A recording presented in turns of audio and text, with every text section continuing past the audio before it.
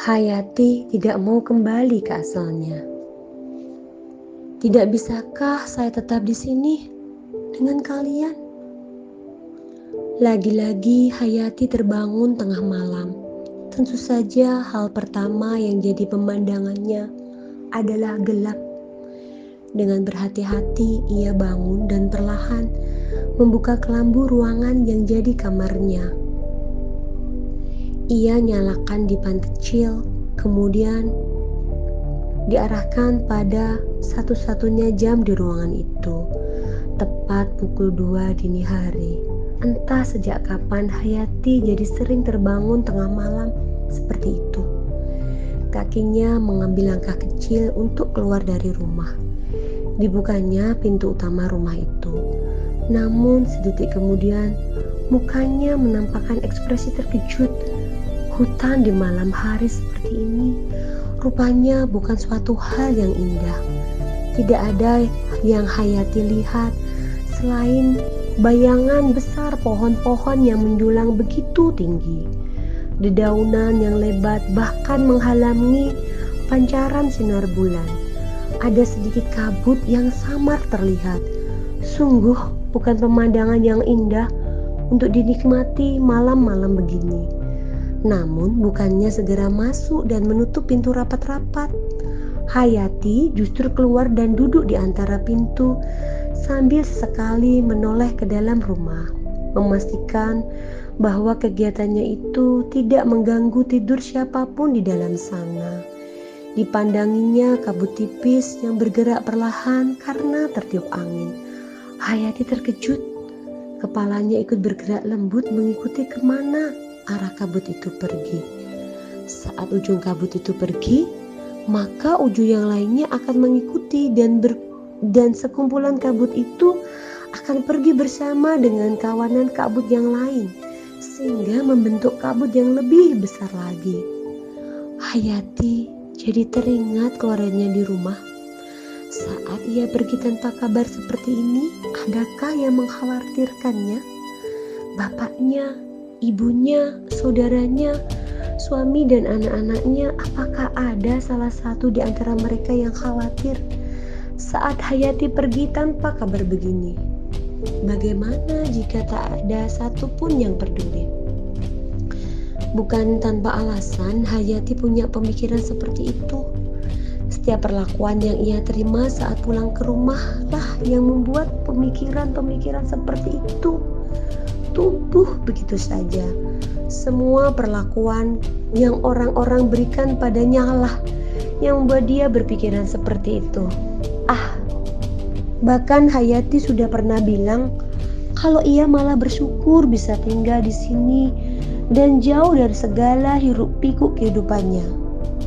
Mbak, lamunan Hayati lagi-lagi teralihkan karena panggilan Lena. Wanita itu juga terbangun rupanya. Ya Lena, kamu bangun karena Mbak berisik ya. Sungguh Hayati tidak enak hati kalau sampai benar Lena terbangun karenanya. Enggak kok Mbak, saya haus tadi mau ambil air. Kemudian Lena mengambil tempat duduk di samping Hayati dan meletakkan gelas berisi air yang ia ambil dari dapur. Mbak Hayati kenapa kok duduk sendirian malam-malam begini? Enggak takut apa Mbak? Lena sedikit ngeri saat melihat pemandangan di depannya. Walau sudah lama Lena tinggal di tengah hutan seperti ini, tetap saja ia belum terbiasa dengan pemandangan ngeri di depannya itu. Memang sedikit ngeri sih Len, tapi lama-lama damai juga lihat kabut-kabut terbang itu. Kabut terbang? Lena jadi mikir yang macam-macam. Serem Mbak, kabut terbang apaan? Hayati malah terbahak melihat raut ketakutan Lena. Mbak belum jawab pertanyaan saya. Ngapain duduk di sini malam-malam begini? Lena sudah duduk di samping Hayati. Enggak apa-apa Lena. Tadi Mbak enggak sengaja terbangun terus pengen duduk-duduk di sini. Hayati sendiri bahkan tidak yakin kenapa dia berakhir duduk sendirian begini. Udara malam itu cukup dingin. Lena sampai bersedekap menahan dingin, namun tidak dengan Hayati. Lena memperhatikannya dari samping. Tidak ada tanda kedinginan sedikit pun. Pandangan matanya seolah kosong menatap lurus ke depan. Sebenarnya Lena sangat ingin bertanya tentang keluarga Hayati. Tidak adakah keinginan untuk kembali atau setidaknya mengirim kabar ke keluarganya kalau dia baik-baik saja? Bukannya Lena ingin Hayati segera pergi dari rumah itu. Sama sekali bukan. Bahkan Lena suka jika Hayati berlama-lama tinggal di sana. Mbak mikir apa? Mikir keluarga ya? Akhirnya Lena menyuarakan pemikirannya juga. Hayati seketika menoleh ke arah Lena. Ekspresinya sulit ditebak. Ada sedikit raut kesedihan di sana. Lena, apa kamu gak keberatan kalau Mbak cerita sama kamu?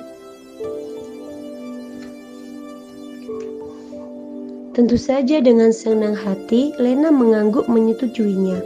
Memang itu yang Lena inginkan. Ingin agar Hayati lebih terbuka padanya. Kalau Mbak bilang Mbak nggak mau kembali ke asal Mbak, bagaimana?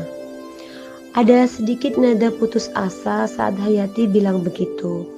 Pada awalnya Lena terkejut, tapi ia memutuskan mendengar apa alasan Hayati tidak mau kembali ke asalnya. Sehingga dengan hati-hati Lena memberi jawaban. Jawaban yang sekiranya tidak menyinggung perasaan Hayati.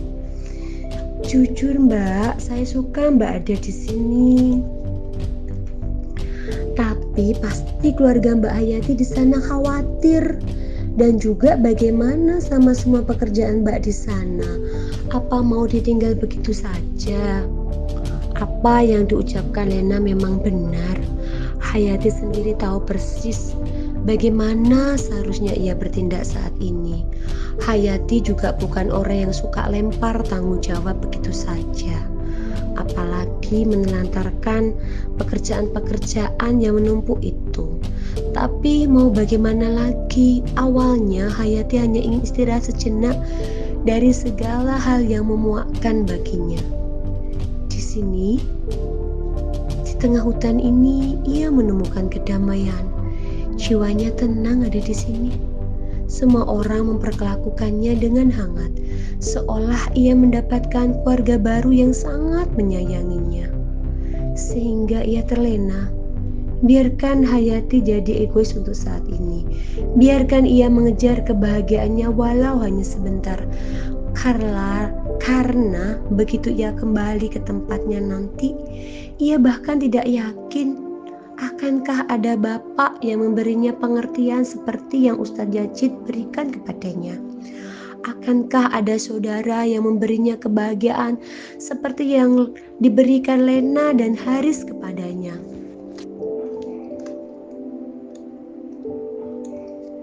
Kamu benar Lena, seharusnya Mbak gak boleh lepas tanggung jawab atas pekerjaan Mbak di sana.